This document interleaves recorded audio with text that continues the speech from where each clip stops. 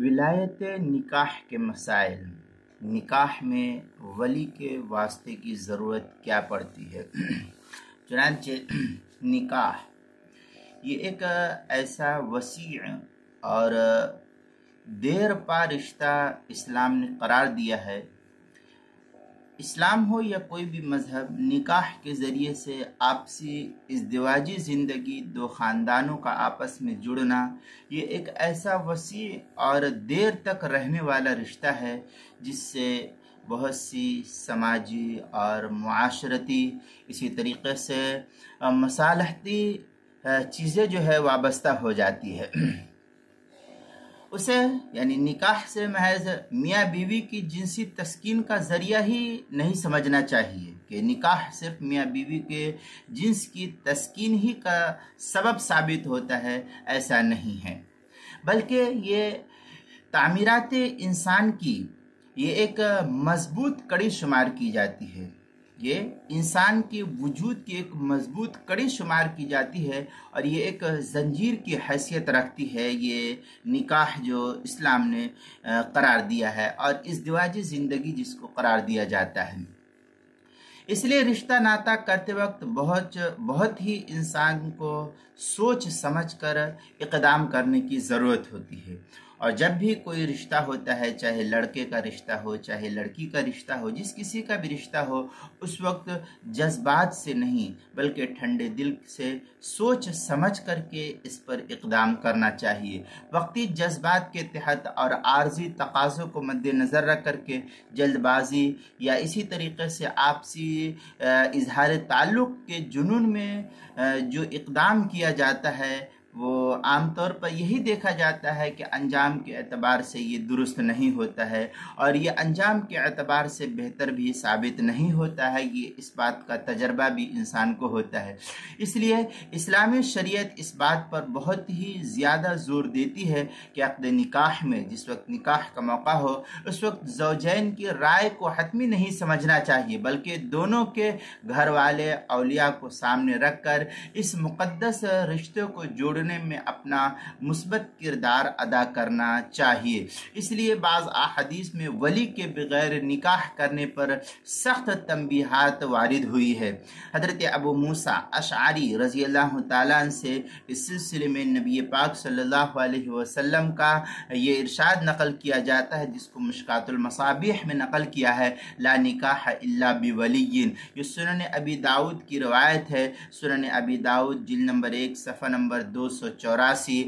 سنن الترمذی جلد نمبر 1 صفحہ نمبر 208، سنن ابن ماجہ صفحہ نمبر 135، مشکات المصابیح جلد نمبر 2 صفحہ نمبر 270، جس کا ترجمہ ہے لا نکاح الا بولی، یعنی ولی کے بغیر نکاح ہی نہیں ہے۔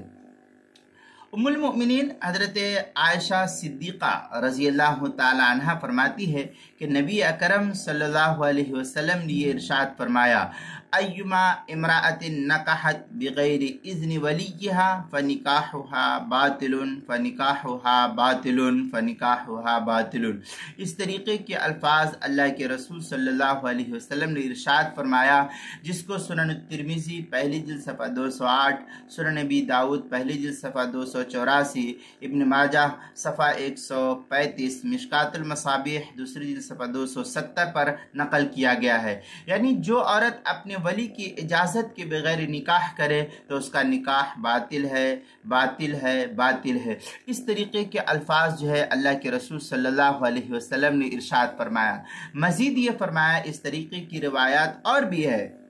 اس طریقے کی روایات سے یہ بات معلوم ہوتی ہے کہ ولی کے واسطے کے بغیر عورت کے نکاح کرنے کی ناپسندیدگی واضح طور پر اس سلسلے میں ثابت ہوتی ہے، اور حنفیہ کے نزدیک ان روایات کا محمل یہ ہے کہ ولی کے بغیر نکاح گو کہ شرائط کے مطابق نافذ تو ہو جاتا ہے یہ نکاح، ایسا نہیں ہے کہ یہ نکاح نافذ نہیں ہوتا ہے، لیکن عام دستور کے موافق نہ ہونے کی وجہ سے اس کو مکروہ ضرور قرار دیا گیا ہے۔ اور فی نفسی ایسے نکاح کے نفاذ کی دلیل ہے یہ ہے کہ حضرت عبداللہ بن عباس رضی اللہ تعالیٰ سے منقول ہے کہ نبی اکرم صلی اللہ علیہ وسلم نے ارشاد فرمایا، الأيم احق بنفسها من ولیها، یعنی بے نکاحی یعنی بالغہ عورت اپنے ولی کے مقابلے میں خود اپنا نکاح کرنے کی یہ زیادہ حقدار بنتی ہے۔ اس روایت کو صحیح مسلم کی پہلی جلد صفحہ 455، صحیح البخاری دوسری جلد صفحہ 771، سنن ابی داؤد پہلی جلد صفحہ 286، سنن الترمذی پہلی جلد صفحہ 210، سنن ابن ماجہ صفحہ 134، مشکات المصابیح دوسری جلد صفحہ 270 پر اس کو نقل کیا ہے۔ اب اس سے یہ بات معلوم ہوتی ہے کہ بالغہ پر نکاح کے معاملے میں زبردستی نہیں کی جا سکتی، بالغہ پر نکاح کے معاملات میں زبردستی نہیں کی جا سکتی۔ تاہم بہتر یہی ہے کہ بہرحال لڑکی اپنے نکاح میں خود اقدام کرنے کے بجائے اپنے ولی کو واسطہ بنائے، کیونکہ ولی خاندانی مصالح کو اس سے بہتر طور پر جان سکتا ہے، اور اس سے عزت اور اس سے انسانی عزت اور خاندانی عزت بھی محفوظ رہتی ہے۔ اس طریقے سے کرنے سے معاشرہ جو ہے اس نکاح کو پاکیزہ سمجھتا ہے، بے غیرتی اور بے عزتی سے یہ نکاح محفوظ رہتا ہے۔